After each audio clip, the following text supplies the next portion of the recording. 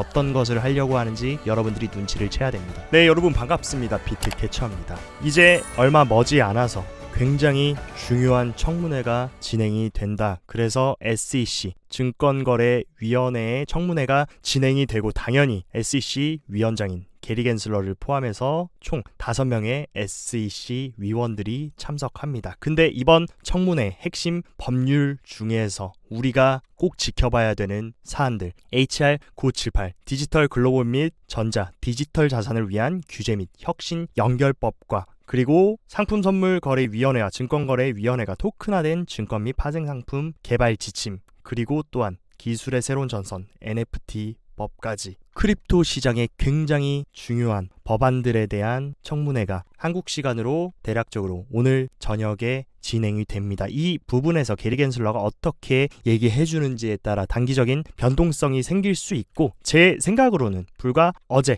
해리스가 AI와 디지털 자산과 같은 혁신 기술 장려할 것이라고 얘기했기 때문에 지금 민주당 분위기 좋고 민심 좋은데 게리 겐슬러가 소금을 뿌리기보다는 충분히 조금 완화적인 스탠스로 돌려서 좋은 흐름으로 얘기해 줄 수 있지 않을까라고 개인적으로 생각을 하고 있습니다. 또한 지금 게리 겐슬러에게 지금 패트릭 맥켄리부터 신시아 루미스 등등 크립토에 친화적인 공화당 의원들이 SAB 121 그러니까 금융기관들의 암호화폐 커스터디 규제법을 철회할 것을 요구하는 그런 초당적인 서한을 지금 SEC 게리 겐슬러한테 적극적으로 보내고 있는 만큼 어느 정도 이런 압박에 대한 눈치를 게리 겐슬러도 봐줄 것으로 생각합니다. 그렇기 때문에 이번 청문회에서 게리 겐슬러가 어떻게 스탠스를 취하는지 이 부분도 여러분들이 단기적으로 중요하게 체크를 하셨으면 좋겠고 또 한 가지 고무적인 소식은 미국의 증권 예탁 결제원인 DTCC가 디지털 에셋이 칸톤 네트워크에서 미국제 토큰 파일럿 프로젝트를 완료했다 하면서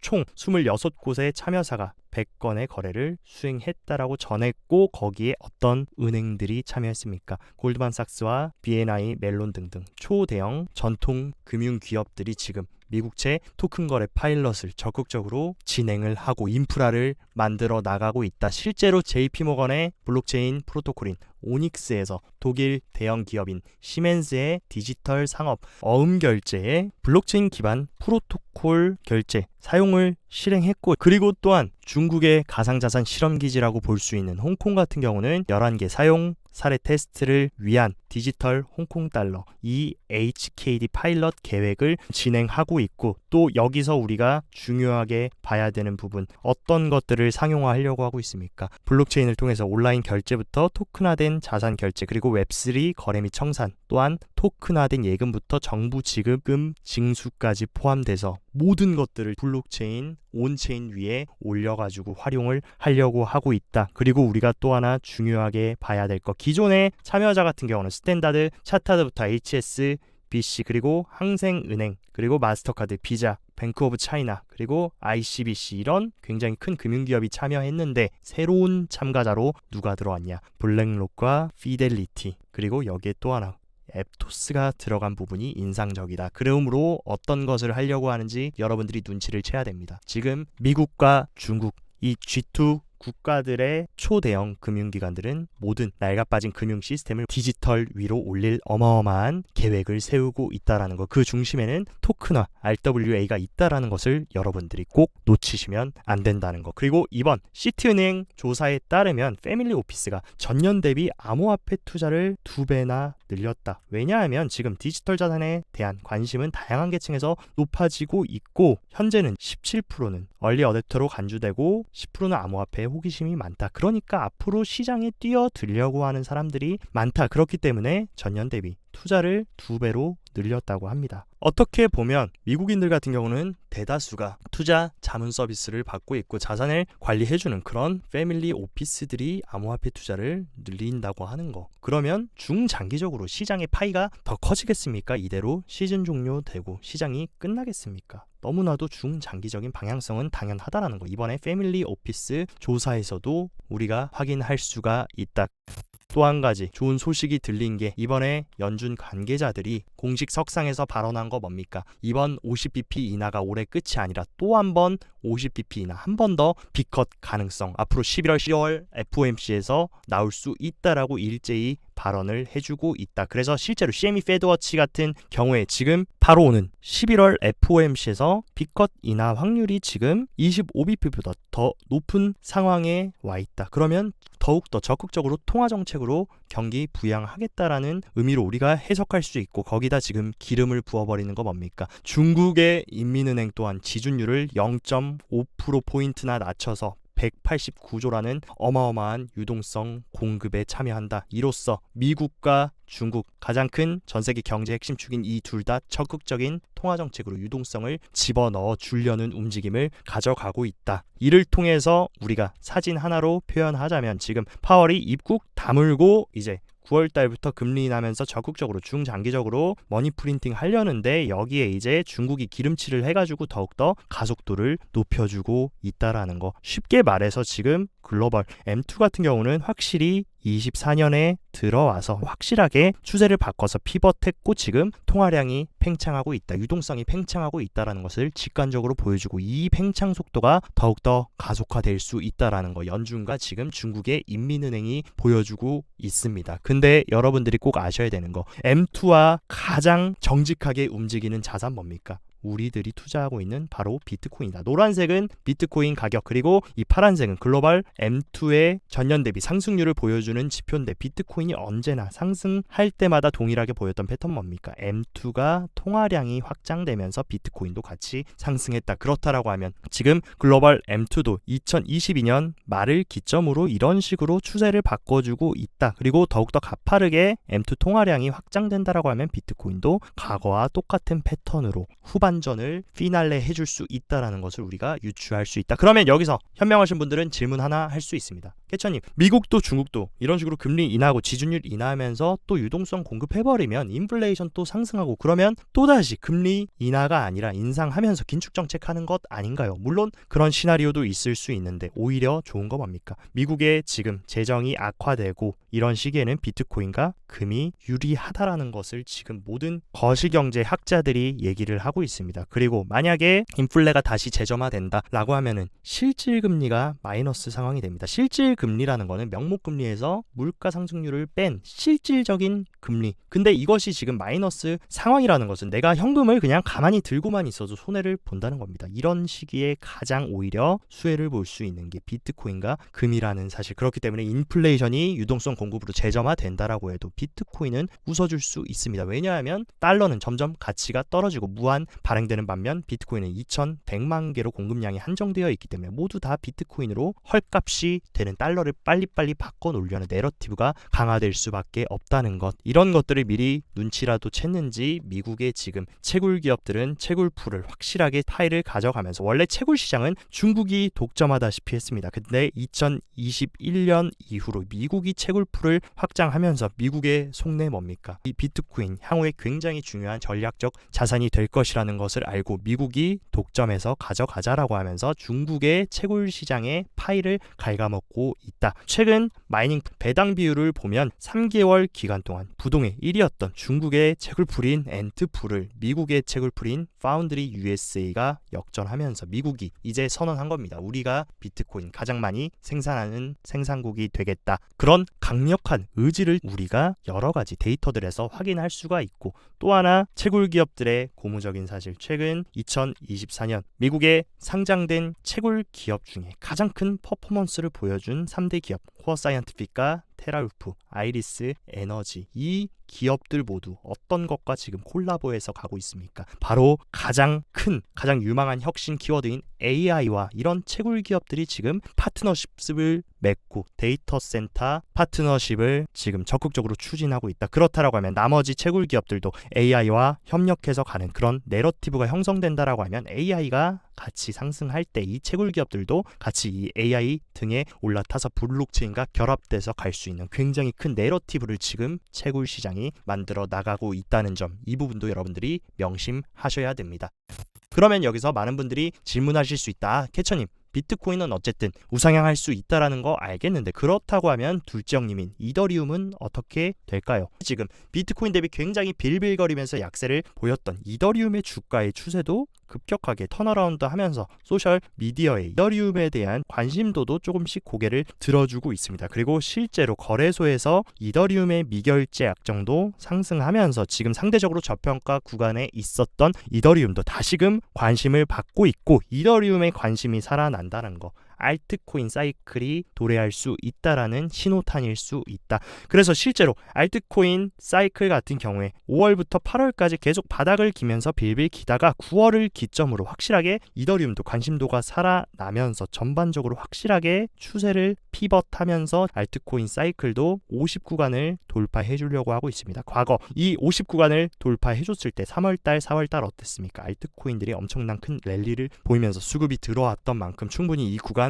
돌파해주면서 알트코인도 살아날 수 있는 그런 긍정적인 흐름을 만들어주고 있다. 그러면서 제가 최근에 계속 강조드렸던 솔라나 관련해서도 지금 스카이 브리치 캐피털의 CEO 스카라무치가 솔라나가 레이어 1에서 블록체인 금융혁명을 주도할 것이다. 지금 솔라나가 어떻게 보면 이더리움 킬러로서 레이어 1에서 굉장히 급부상하고 있고, 그 근거에 대해서 스카라무치는 어떤 발언을 해줬느냐. 그러면서 증권 및 금융산업에 관여하는 수많은 제3자들이 사용자에게 불필요한 마찰을 일으킨다. 그래서 지금 글로벌하게 거래 검증에만 연간 7조 달러가 지출되고, 신용카드 산업, 전자, 송금도 마찬가지인데, 우리가 만약에 토큰화를 도입하고 제3자를 제거한다면 분산 네트워크를 활용해 서로서로 신뢰하고 그 7조 달러를 아끼면서 다시 경제에 투입할 수 있는, 이런 식으로 불필요한 비용을 아낄 수 있는. 근데 이더리움이 왜 이런 처리를 하기 힘든 이유가 뭡니까? 속도가 너무나 느리고 수수료가 비싸다. 근데 그런 것들을 완벽하게 해결해준 레이어 1이 뭐냐? 바로 미국발 레이어 1인 솔라나다. 그리고 왜 하필 미국에 밀접한 이런 유명 인사부터 기관들이 모두가 다 솔라나를 지금 립해주는지 알면 차세대, 지금 미국이 주도하고 있는 사이클에서 어떤 레이어 1이 가장 크게 주목을 받고 성장할 수밖에 없는지, 밀어줄 수밖에 없는지 여러분들이 눈치를 채실 것이라고 생각합니다. 그리고 또 하나의 힌트, 이번에 코인베이스가 랩트 비트코인인 CBBTC를 발행한다라고 했는데, 이것을 지금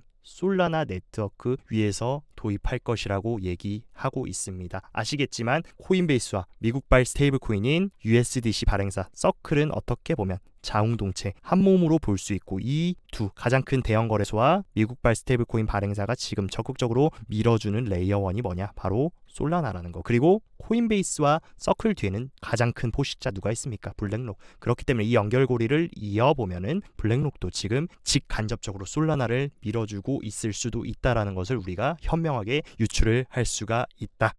몇 가지 온체인 데이터들도 우리가 한번 체크를 해보자면, 최근 시장에서 4월 이후에 기나긴 조정장이 지속이 되면서 굉장히 큰 패닉셀이 이루어지면서 많은 사람들이 시즌 종료다, 시장 끝났다라고 하면서 던졌는데, 최근 들어서 이런 패닉셀링이 급격하게 줄면서 지금 매도 압력이 굉장히 줄어들었다라는 거. 그러면서 추가적으로 가장 중요한 공급단인 비트코인 채굴자들의 매도 압력도 지금 상당히 줄어든 것을 볼 수 있습니다. 불과 비트코인 역사적 신고점을 찍었을 때만 해도 채굴자들이 이제 반감기 이후에 비트코인 채산성이 절반으로 줄어들기 때문에 적극적으로 굉장히 큰 매도를 했는데, 점점 이 매도 압박이 지금 로우 셀 프레셔로 들어오면서 이제는 확실하게 셀 프레셔가 굉장히 안정된 모습. 그렇기 때문에 굉장히 강한 공급단인 채굴자들의 항복도 어느 정도 끝났고, 채굴자들의 매도 압력도 굉장히 줄어든 만큼 현재는 지금 하방을 자극할 요소들이 많이 사라지고 있다는 것을 시사하고 있습니다. 그리고 보통 비트코인의 이런 변동성이 바닥이었던 구간, 이 보라색 구간에서 머지않아서 큰 상승과 방향성이 나왔던 것을 미루어 봤을 때, 이번 사이클에서도 1차 본격적인 불장은 2023년 3분기에 비트코인이 굉장히 긴 횡보를 하면서 지금처럼 개미 말려주기가 진행됐을 때 변동성이 바닥을 찍었습니다. 근데 그 이후 역사적인 신고점을 갱신하면서 상승해줬고, 지금도 굉장히 지루하게 만들면서 또다시 변동성 지표가 바닥을 찍고 있다. 그 얘기는 곧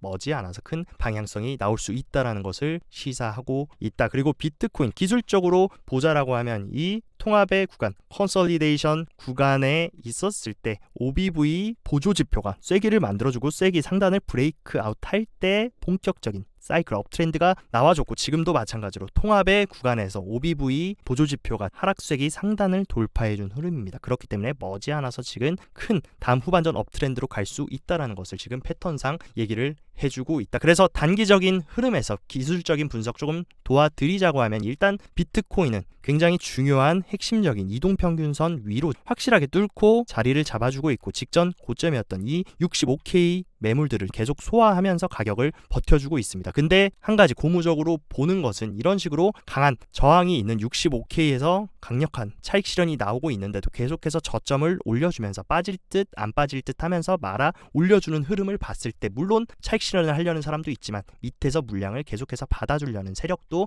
팽팽하다라는 거. 그렇기 때문에 저는 현재 만들어줬던 9월에 만들어줬던 이 상승 트렌드 라인까지는 충분히 한 번 더 눌려줄 수는 있지만 이 구간만 잘 지켜준다라고 하면 충분히 직전 고점 65K 다시 돌파하는 것은 시간 문제라고 보고 있고 이 구간을 돌파해서 확실하게 65K 일봉 종가로 안착해준다라고 하면 기나 길었던 3월부터 만들어진 지독한 저항인 이 확장세기 5번이나 실패했던 확장세기 상단까지 시도해줄 수 있다라고 보고 있습니다. 그렇기 때문에 여러분들은 직전 고점 65K 돌파 후에 안착해주는지 잘 체크를 해주셨으면 좋겠고 그리고 지금 청산맵 상으로 64K 구간에 굉장히 강력한 숏 물량들이 있다. 이 물량을 선물 세력들 입장에서도 확실하게 다 밀어서 청산시키면서 가격을 올리는 게 손익비가 훨씬 더 좋다라고 생각할 수 있고 만약에 롱을 죽이겠다라고 하면 62K까지 빼야 되는데 이것보다는 지금 바로 코앞에 있는 64K를 밀어버리면서 상단으로 숏스퀴즈를 만들어주는 게 조금 더 손익비가 좋지 않을까 생각합니다. 그리고 오랜만에 파이어 차트 흐름도 한번 체크를 해보자면 일단 방금도 말씀드렸던 이 65K 직전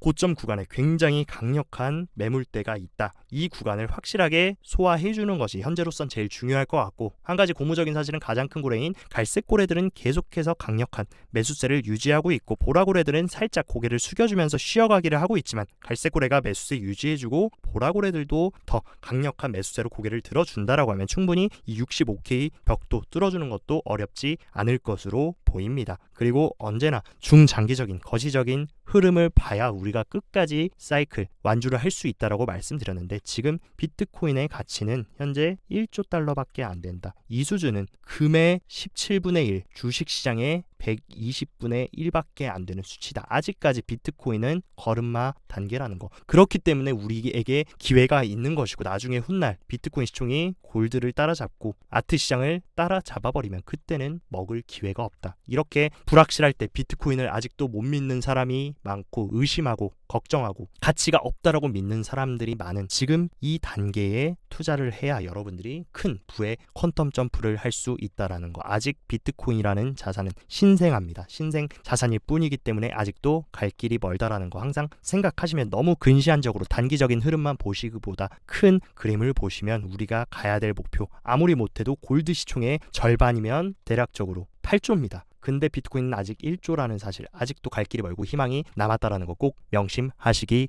바랍니다. 오늘 영상도 시청 진심으로 감사드리고 영상 도움되셨다 하시면 좋아요 구독 눌러주시고 더 자세한 투자 전략 궁금하다 하시면 영상 하단 고정 댓글에 제가 운영하는 크립토 시황 정보방 활짝 열어놨으니까 이쪽에서 시황도 잘 체크하시면서 성공적인 크립토 투자 계속 이행해 나가시길 바랍니다. 오늘도 시청 진심으로 감사드리고 여기까지 비트캐쳐였습니다.